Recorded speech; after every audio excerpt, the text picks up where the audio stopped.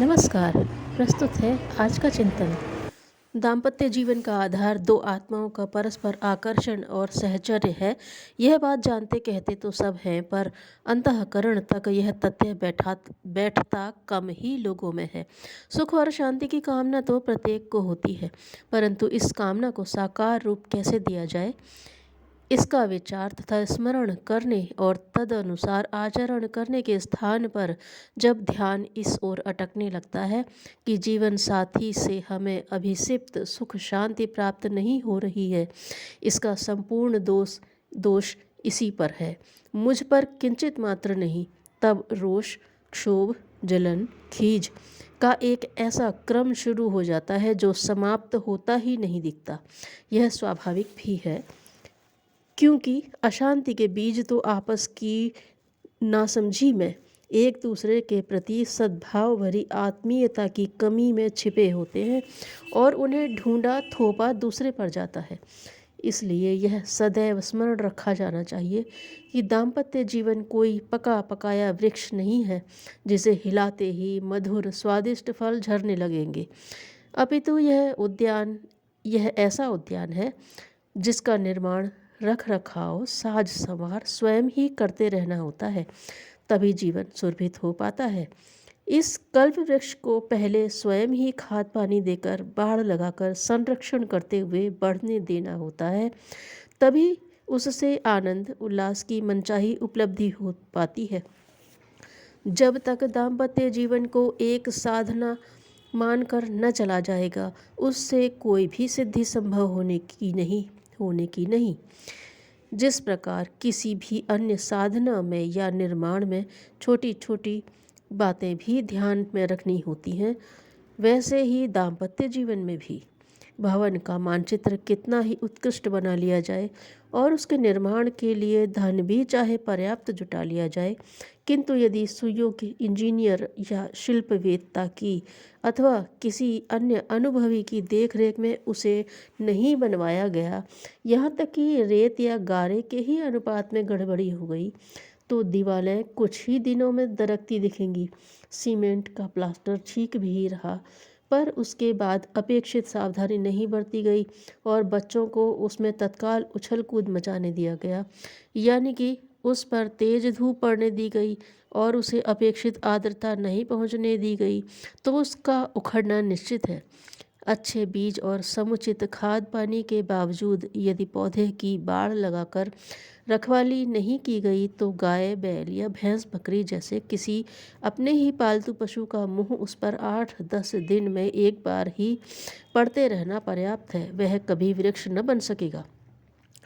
दाम्पत्य जीवन के प्रारंभ में ऐसी ही सतर्कता की आवश्यकता होती है, क्योंकि यही वह अवधि होती है जब पति पत्नी दोनों में एक दूसरे के प्रति प्रबल संवेदना की सघनता एक विलक्षण सुख और उमंग भरी सिहरन का कारण बनती है।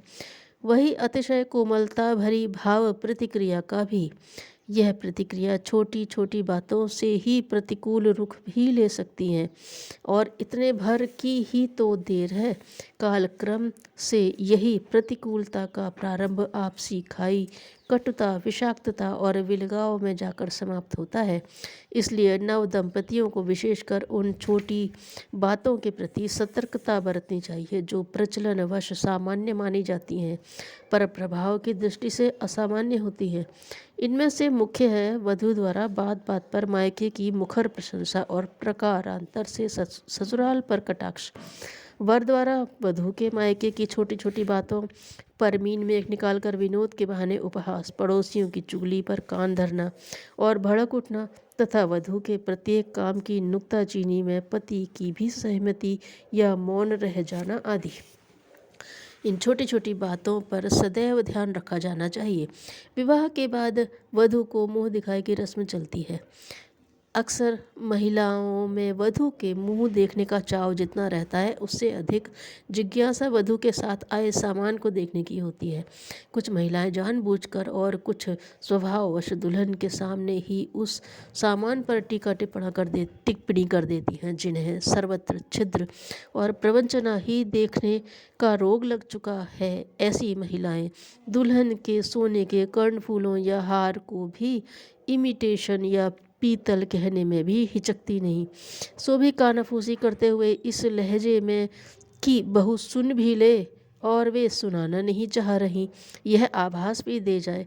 कई तो स्वरों और भाव भंगिमाओं के उतार चढ़ाव तथा अपनी नाटकीय क्षमता के साथ ऐसा अभिनय करेंगी मानो दूल्हा बेचारा बुरी तरह ठग लिया गया हो। प्रत्येक समझदार दुल्हन ऐसी कुटिलताओं को समझती है, वह इनसे विचलित नहीं होती। उसे तब अवश्य मार्मिक व्यथा होती है जब पतिदेव भी ऐसी बातों के प्रभाव के आते और ऐंठते खींचते दिखते हैं। प्रत्येक गंभीर चित्त युवक को ऐसी बकवासों के प्रति सदैव कठोरतापूर्ण अवहेलना का भाव रखना चाहिए। साथ ही एकांत में पत्नी को प्रेम पूर्वक यह स्पष्ट कह देना चाहिए कि ऐसी टिप्पणियों के प्रति उसका रुख क्या है। नए वातावरणों में नववधू की अनुभूतियाँ अनोखी ही होती हैं। वह अत्यधिक संवेदनशील रहती है। ऐसे समय उसके प्रति किया गया व्यवहार उस पर गहरी छाप छोड़ता है, यह सदा स्मरण रखना चाहिए। भले ही वधू उस समय चुप रही आती है, परंतु उसका मन अत्यधिक क्रियाशील और आंदोलित रहता है। पति महोदय को उस समय उसकी कमियों की भी तीखी आलोचना नहीं करनी चाहिए। यदि उससे भोजन स्वादिष्ट नहीं बन सका है तो तत्काल माँ, भाभी या बहन के भोजन से तुलना नहीं कर डालना चाहिए। भोजन का विशेष उल्लेख यहाँ इसलिए करना आवश्यक है कि कितनी ही कुशल दुल्हन भी हो, उसे रसोई का कितना भी अभ्यास हो, पतिगृह के रसोई घर में काम करने की कहे जाने पर उसका हृदय निश्चित ही थोड़ा अधिक तेज धड़कने लगता है। अतः प्रारंभ में ही अनावश्यक संकोच न कर पूछ लेना अच्छा रहता है। आखिर सास, ननद या जिठानी तो अब अपने ही हैं, कोई गैर नहीं। पति एवं ससुराल पक्ष वालों की भी यह जिम्मेदारी है कि रसोई में यदि बहू से कोई भूल हो ही जाए तो उसका सामूहिक उपहास न करके उसे अकेले में अपने घर के भोजन के बारे में समझा बता दिया जाए।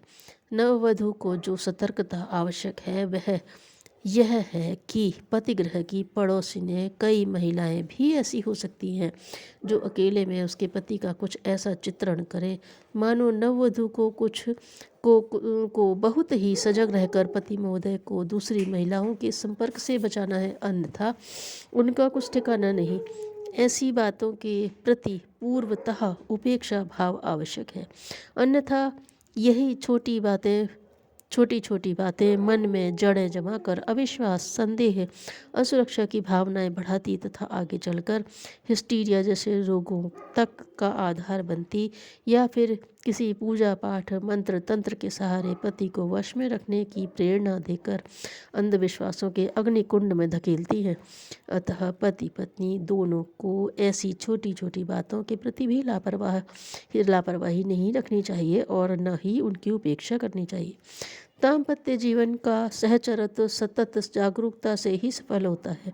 दो संवेदनशील चेतन प्राणी एक दूसरे की भावनाओं, संवेदनाओं के प्रति जब पूरी तरह जागरूक रहेंगे तो स्वाभाविक ही उनका ध्यान इन आघातों के प्रति भी अवश्य ही जाएगा जो बात बात में दर्प, कर्कशता, अवमानना या रुक्षता की अभिव्यक्तियों के कारण दूसरे पक्ष को पहुंचाए जाते रहते हैं। जिस प्रकार इनका सम्मिलित प्रभाव एक दिन विस्फोटक रूप धारण कर लेता है, उसी प्रकार इन छोटी छोटी बातों के प्रति जागरूक रहकर एक दूसरे के प्रति कोमलता भरी घनिष्ठता, आत्मीयता भी धीरे धीरे प्रगाढ़ होकर आनंद के अक्षय स्रोत का रूप धारण कर लेती है। इसलिए छोटी प्रतीत होने वाली बातें भी उपेक्षणीय नहीं मानी जानी चाहिए। मनुष्य जिस दिन विपत्ति से लड़ना छोड़ देगा उस दिन वह मानवीय गरिमा से गिर जाएगा। धन्यवाद।